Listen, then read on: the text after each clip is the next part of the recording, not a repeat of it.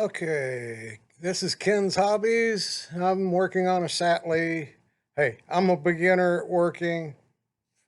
Don't do what I do if you don't need to. I have no formal training. Right here, I'm fixing to make a part for my cam follower on a Sattley 1.5 horse hit and miss engine. It's supposed to fit in and have just enough clearance for oil to be in there. It follows rolls on the cam gear. First, I need to face off my stock. Sorry about that. Not used to filming, and my camera's right in the way. So first, I gotta sit there and do this.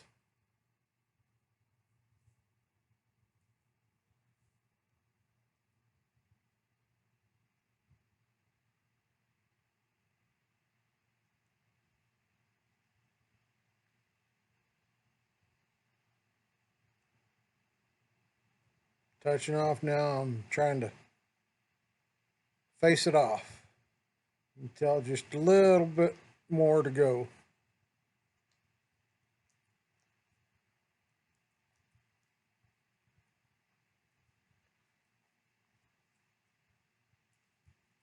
After I get it faced, then I will need to see what size I needed. So I'm measuring there's actually 3 different steps on it. One fits in the outer to keep it from coming off. One is riding surface, and the third one is where it goes through the guide. So now I'm gonna take a little off the outside before I get started and clean it up a bit.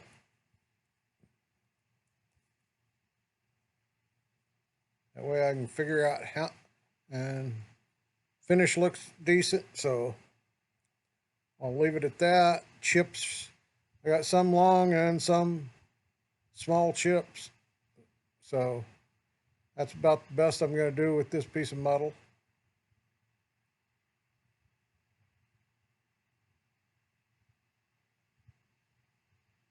Now, figure out whether I've got faced off or gone back enough. Need to go back a little bit further with it. And now I'm going to measure it to see if I've got how much I've actually got to take off of it.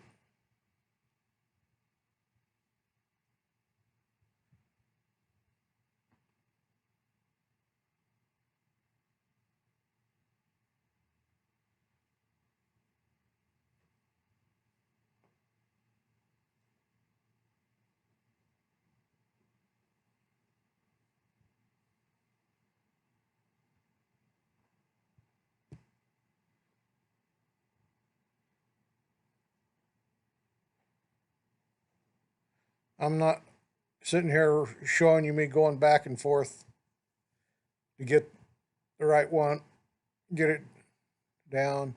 Here I'm checking to see the fit. Got to be a little bit more off of it.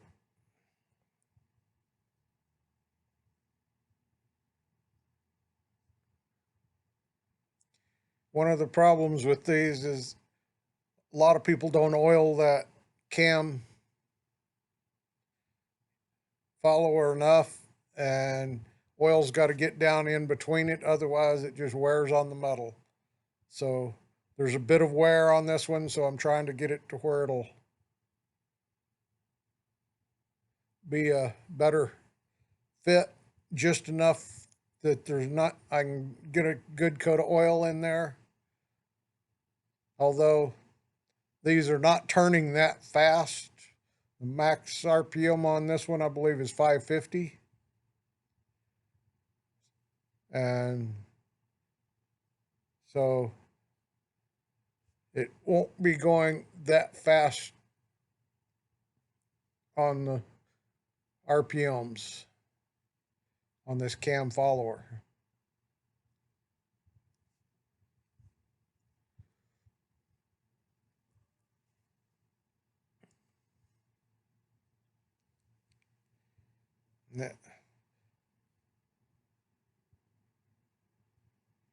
Here I'm checking to see the first step, and I've got enough material there. It's gone. I've gone back far enough I can get all 3 steps into it. Now I'm gonna coat it with some red Dicom. Thought about turning it on, letting it spin, and putting it on that way, but decided I'd just turn it by hand and paint it on. This way I can mark the different steps that I need.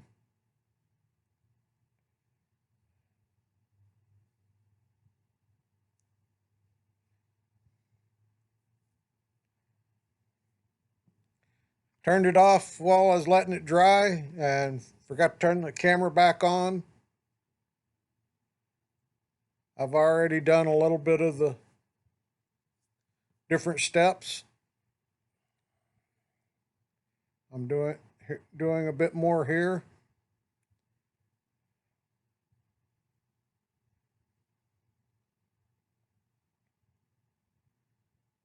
This should be fairly good.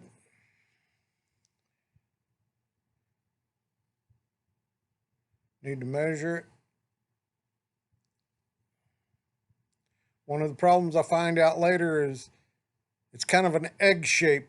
It's not perfectly round inside that roller. So I was measuring a high spot,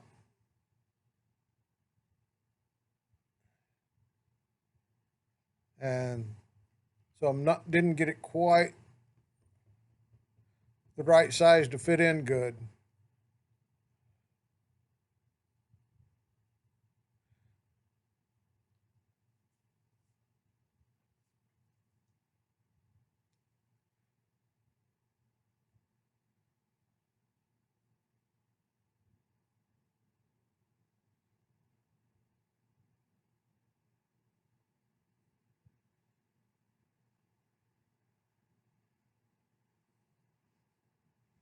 See, according to the measurement, it's supposed to fit. That's when I figured out that, oh, okay, it's kind of an egg shape.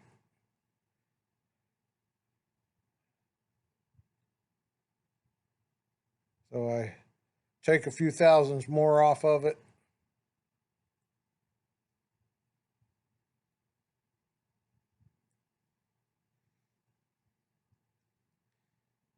That's one of the things. I'm building parts to match worn parts.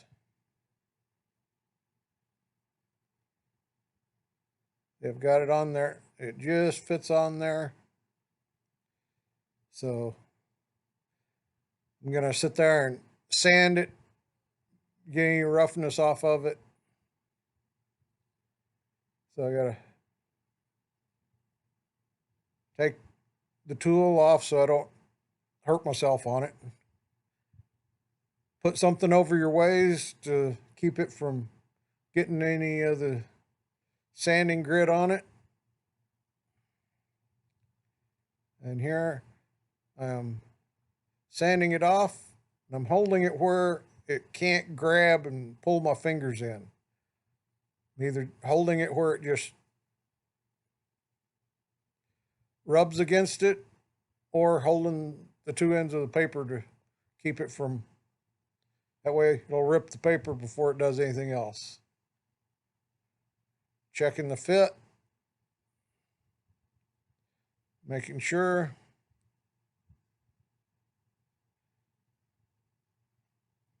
I have also found that the inside of some of the parts were worn almost like they were cut with a bevel on them.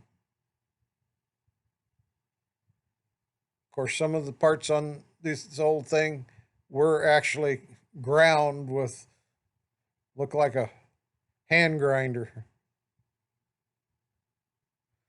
and holes were drilled with a big drill that's bent. Here what I'm doing is just a little bit, I'd left just a little bit too much because of wear. So I'm cutting it to where it doesn't slop around so and runs in a line.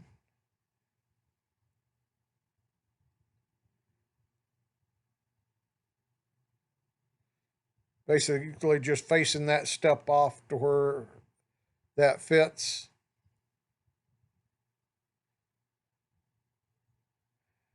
Of course, I left a burr, doing this leaves a burr. And as I was facing it off to be smooth with the backside of the gear, guess what doesn't come off too readily? I'm going to have to work to get it off. There I am getting my arm in the way again.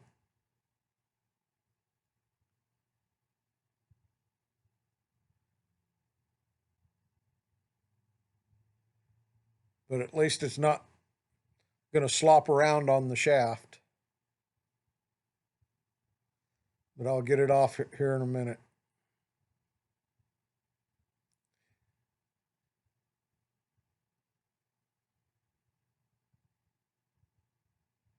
Now I'm going to make sure, come to find, this is one of the pieces I've figured out was cut with a taper.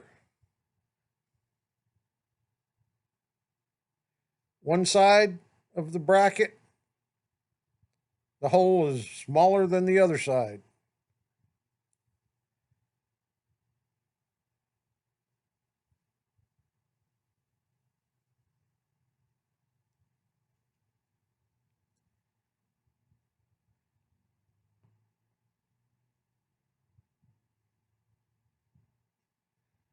I'm going to take just a little bit off the end of my shaft. I noticed it was not real good, so taking a little bit off of it.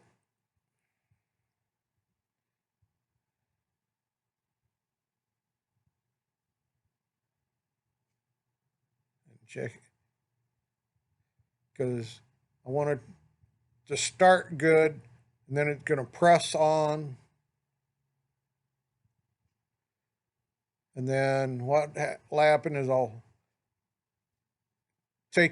grind any excess off, and then I will peen the edges a bit. Here I'm getting it ready so I can actually part it off. Here I'm parting blade on, and I'm going to line it up by lining it up to the face of the chuck. That way I am make sure it's down good, loosen it up, line it up with the face of the chuck. That way I'm cutting true.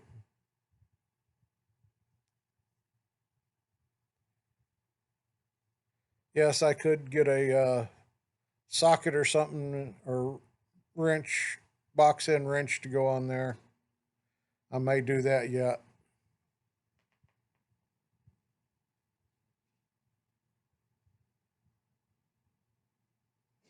Make sure I'm going to clear the jaws on the chuck. And for some reason, every once in a while when I go to start it, it just sits there and barely moves.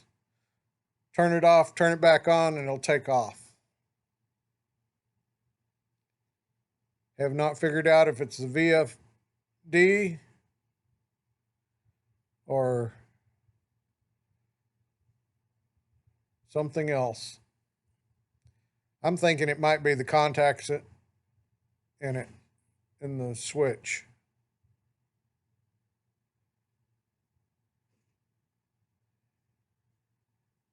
And here, I use a unique deal I found at one of the hobby shops. I put my cutting oil in it, and when I'm parting off, it has a needle type dill that I can stick down in the groove to deliver the cutting oil directly on the inside of the groove rather than getting it all over the place while I'm trying to, with a brush, trying to work it down in there. It was chattering a little bit, so I slowed it down.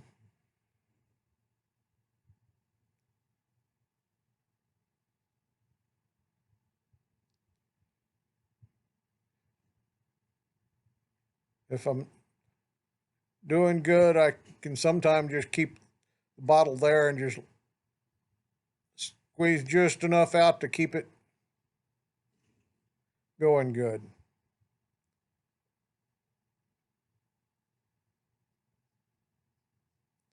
I think my parting blade might be a little dull here. Here it's about to come off. And I've got it off.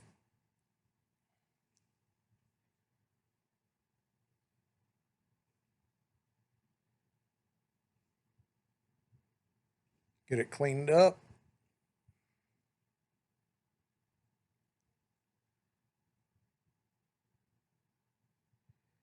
And then what I'm going to wind it do is put it back in the take my bar stock out, put the end back in and face it off, get the nub off of it so I can press it. When I do the press in of it, it'll be nice and flat. Don't have to worry about it wobbling.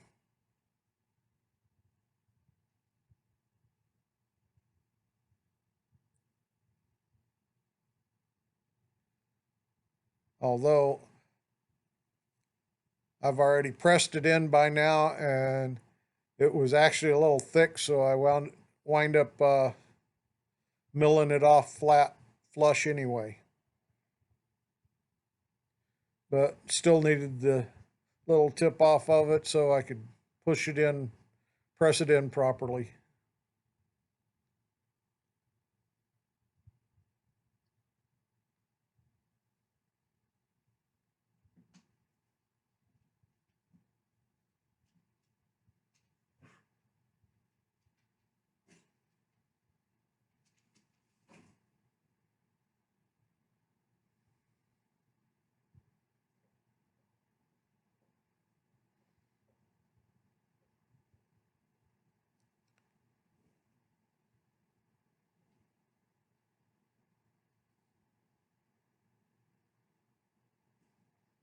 Now that I've got it faced off, I want to clean my tool off, put it away.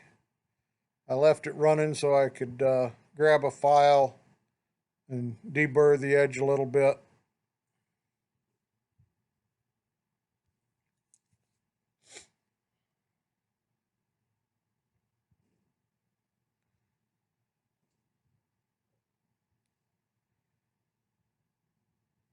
And now that should do it. Bring you back when I go to push it in.